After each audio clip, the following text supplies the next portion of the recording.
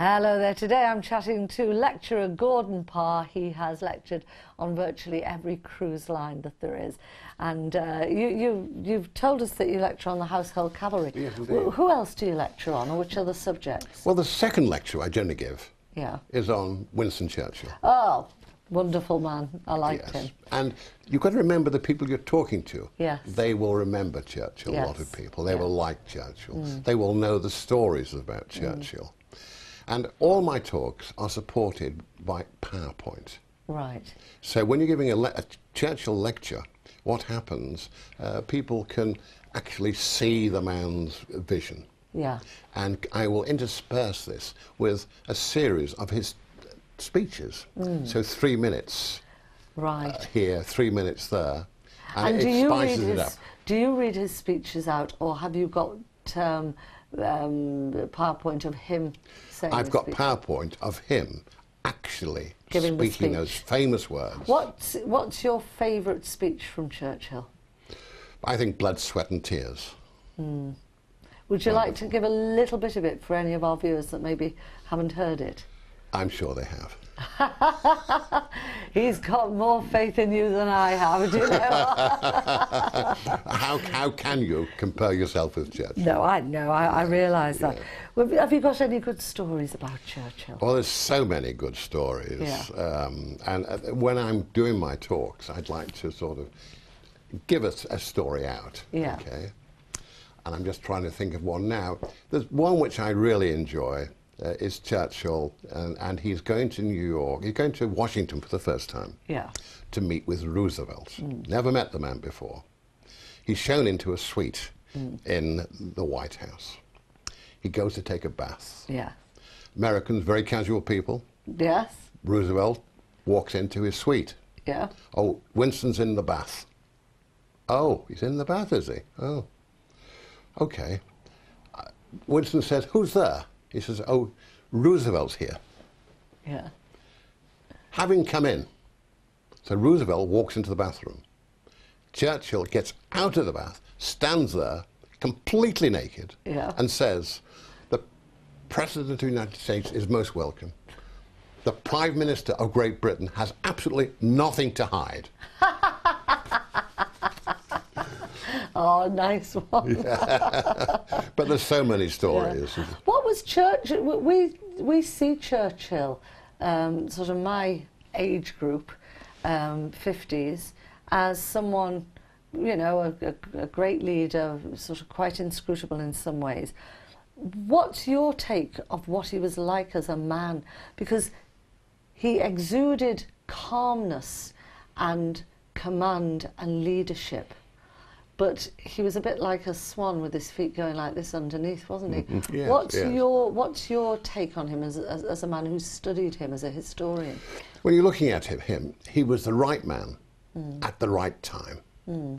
Perfect for what was needed. And stood heads and shoulders over the others. They had very good politicians like Attlee. Great administrators. But he had charisma, and that's very important.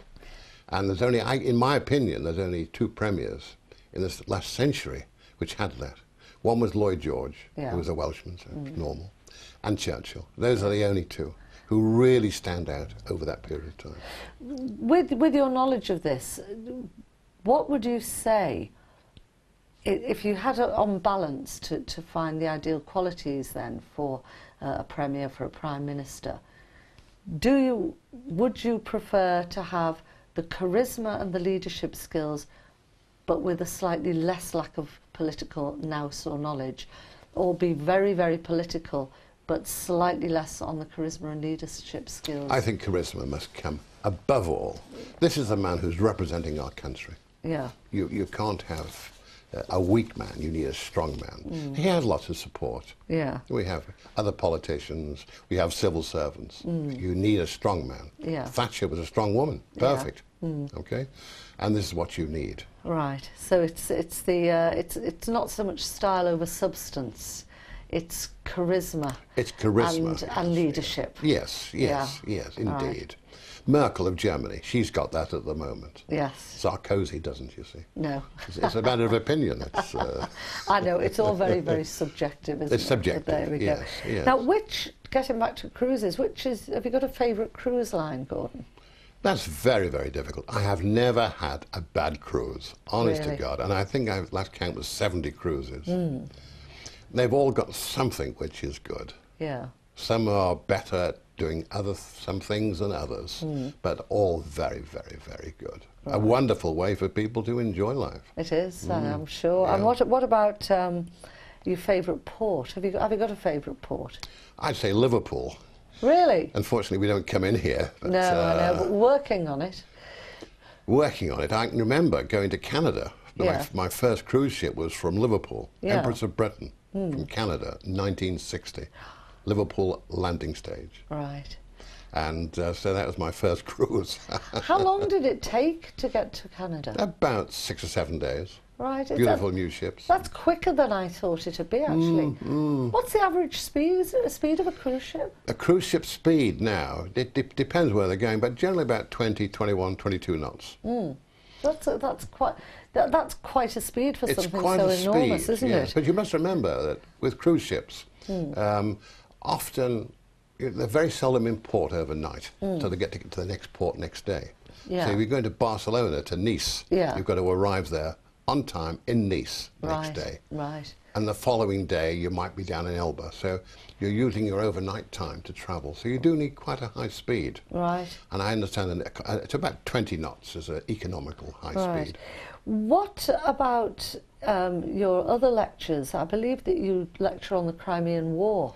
Yes, What piqued your interest in this subject?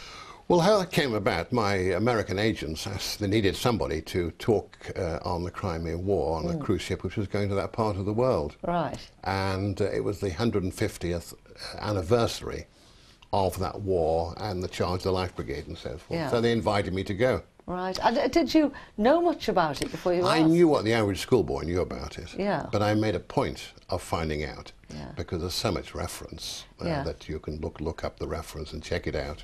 So I had 9 months to get ready for the cruise. Oh, that's plenty, isn't it? Yes. And there was only 350 people on board. It was beautiful. It was $1,000 a day. Oh, good grief. And that was amazing. So there we are. And with all these cruises, of course, the lecturer takes with him or her a partner who doesn't work. Yes. So they get a free cruise. How lovely. It's very, very nice. Do they get paid as well? No, lecturers don't get paid. No. Celebrities sometimes get a fee. Yes. But a lecturer doesn't get paid. Yeah. And often there's a nominal fee. It's nothing at all. It's cheaper than stopping at home. Well, I was invited onto the QE2. Oh, yes. Oh, it must be about, I don't know, 15 years ago, something like that. And it was Sir Jimmy Savile. Okay. Got me onto the QE2. Yes, yes. And I was interviewing Marjorie Proops, Tom O'Connor, Jim Bowen, all the usual suspects. They were all on board. And it struck me as a great way if you've got a subject that you're very passionate about. If you can make a lecture out of it, what a wonderful way. And you're actually looking for people like that, aren't you? Tell us a little bit about this new endeavour you're working with Peel. With Peel Cruise, The Peel Group, by the way, for our viewers, there's another Peel Group, but the Peel Group we're referring to is an entertainment group, and they provide the artistes and the acts for, probably the majority of cruise ships in the world. They're very, very big indeed, very good company. So what is it you're looking for on behalf of Peel? Well, I work with Peel and we associate together very, very nicely. And there's two situations we're looking for. We're looking for people similar to myself who can get up and talk and lecture and have a very nice cruise and travel the world. As simple as that. So that's one category of person. Yeah.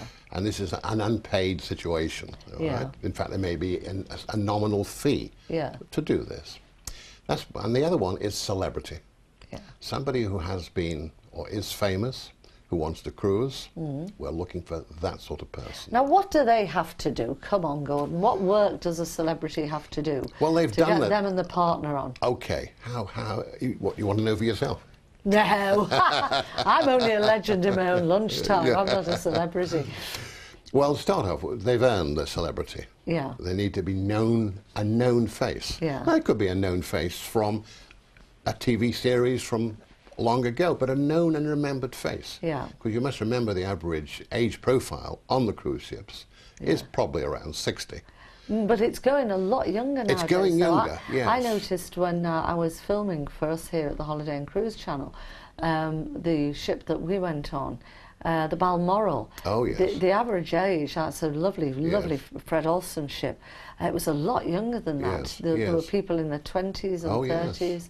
So, so you're looking for people that are instantly recognisable. Instantly recognisable. Even if it's from a while ago. Even if it's from a while ago, Yeah. and they'd like to go for a cruise with themselves and their partner, so long as they're known and they can mix and they can mingle. Yeah. And maybe give a talk. Nothing formal like I do. No. Very informal. Yeah. But the fact that they've earned their celebrity. Yes. And we want to hear from people like that. Right.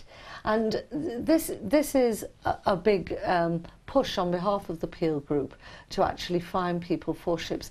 Is this all over the world? Could they go anywhere, or is it for Could be anywhere. Yeah. It could be anywhere at all.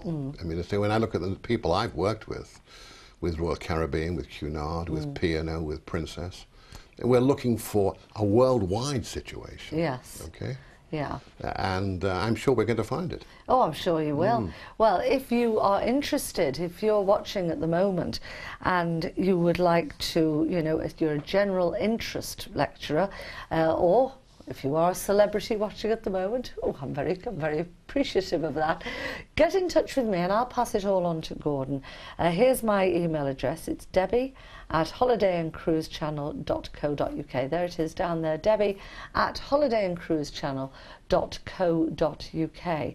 And I'll pass all your details on to Gordon and the Peel Group.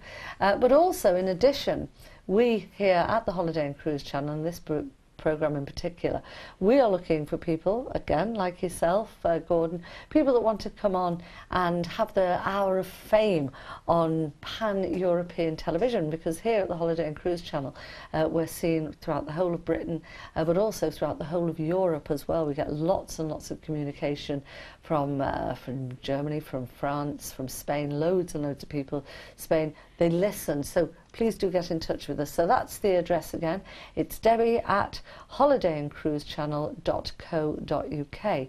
So, I mean, they can lecture in any subject, really, as long as it's interesting. Any subject at all. Yeah. And that's sort of people who have been policemen, barristers, Yeah. firemen, Right. local government, people who have a story to tell. Right. So if you've got a story to tell, get in touch with me and you could be cruising.